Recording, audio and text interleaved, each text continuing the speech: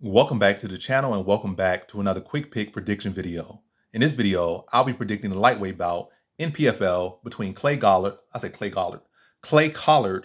versus Jeremy Stephens. So the guy with the most losses in UFC history is the favorite against Clay Collard. Clay Collard is definitely no stud in the UFC, and definitely Jeremy Stephens has accomplished a lot more, but has lost a lot more than everyone else. But a little bit of shade, but not no real shade.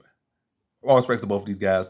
But I think the thing with PFL is they really don't like these UFC guys to come over and get a win. You really got to earn your win as a former UFC guy. And I know Jeremy Stephens is not like no big star. He was not no former champion. I mean, yeah, he's not no big star. He's not no former champion, nothing like that. So they're not as eager to give them a loss. And, the judge is supposed to be this and be that and be partial and this and that. But it definitely seems like a lot of these leagues, they do have agendas for whatever reason.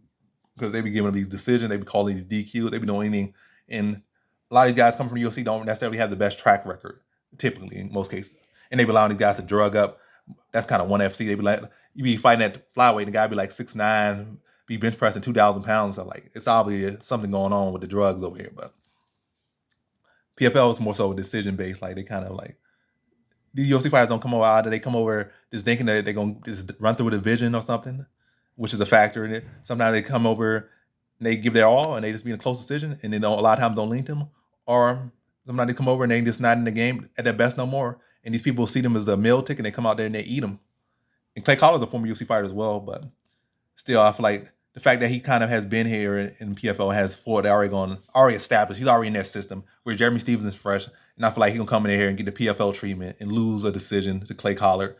And it's not like Jeremy Stephens is so solid. He got some swing these big shots, got some good legs, which I feel could be effective. But for the most part with punches, I feel like Clay Collard can roll out the way of them or roll with the punches. And Jeremy Stephens, even when you roll with him, those shots are still heavy and could still do damage. But I feel like Clay Collard will be able to wear the shots pretty well, be able to roll, reestablish himself, be the cleaner striker, pepper him up with the jab, use his foot movement, and just like I said, be able to roll with the shots, touch him up. Probably even try to mix a takedown in there just to throw Jeremy Stephens off. I'm not saying Clay Collard is the best wrestler. I'm not saying Stephens has the worst wrestling, but he does have openings in the wrestling due to the fact that he can be very aggressive, and a lot of times he can swing for the fences. And people have used that against him at times. But yeah, I kind of see Clay Collard kind of not really fighting Stevenson fight for the most part. I don't see him being a guy that's going to go full Max Holloway versus Stephens, where he's going to go out there and stay on the outside and just not even engage with him. He's definitely going to engage. Collar's not a point fighter type guy. His style might seem to fall in with point fighting, but he's a guy he's gonna go out there. He's a dog. He's gonna make it a fight. And like I feel like he's still gonna have points to fight where he's gonna use foot move, like footwork, pepper that whip the jab, have Stevenson overcommitting and missing. Then when Stevenson starts to get aggressive, I feel like he's gonna saying bring it on. I feel like Collar gonna oblige and trade with him. But he's gonna have the better head move. He'll be more fluid in there, be slipping shots and catching Stevenson in the inside. It just ultimately outworks Stephens, land a flush shot, and be the better boxer out there. But I feel like Stephens' kicks could be a problem.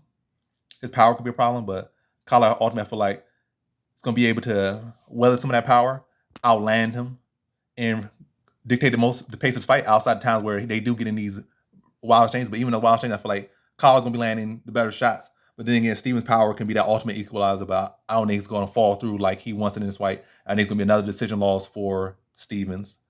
But Collar, like I said, ultimately going to do just a little bit more. And either way, whether it be a close fight, you might feel Stephens won or Collar wins. I feel like judges heavily going to favor Collar. That's like how it typically happens when these fighters come from UFC. Like they don't usually get the best rub going over. That's just what it is. So close fight, I ultimately feel like Collar's going to do enough to win. But I feel like even if Stephens, I feel at actually watching the fight does a little bit more or does enough, and the judges should feel that way. I just feel like close fight or Collar's fight or even Stephens' fight, judge's going to lean Collar. So in this fight, I got Clay Collard via decision.